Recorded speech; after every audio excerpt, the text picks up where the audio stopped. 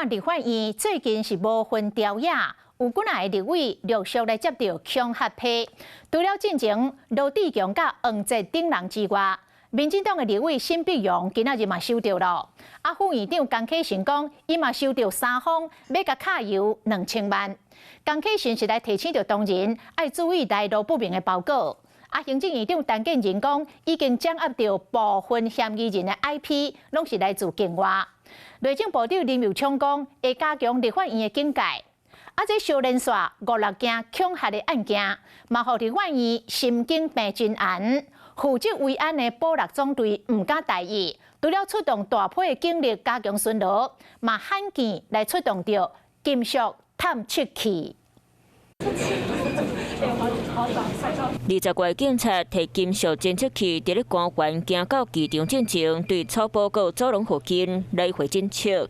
因为最近无分朝野，立法小连续收到恐吓的批，到今仔日已经发生第5件。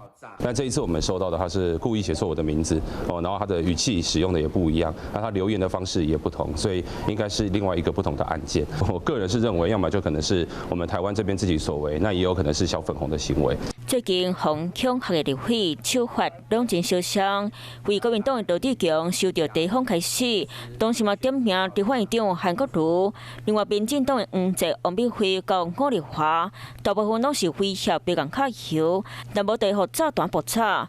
王美惠和吴丽华收到批，是有人用高雄市长陈其迈兵机架。研办的这个过程当中，我们实际上已经掌握部分的个案它的这个 IP 呢是来自境外。我们会全力来确保我们所有国会议员的人身安全并且请警方加强相关的一个维安的一个工作，那并且也锁定这个特定的这个嫌疑人目前正在积极侦办当中。面对日头来威胁，立法院批白金案，负责维安的保六总队唔敢大意，除了维安有变济，嘛加强巡逻。立法院嘛提起同事奇奇怪怪包裹，上好卖收。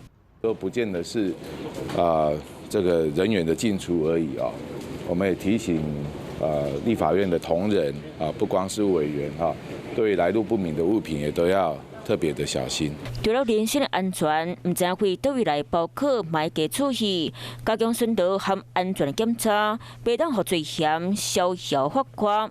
Hello， 我是林明瑞。想要抢先掌握最及时的新闻资讯吗？赶快订阅、按赞、开启小铃铛，锁定我们华视新闻的 YouTube 频道。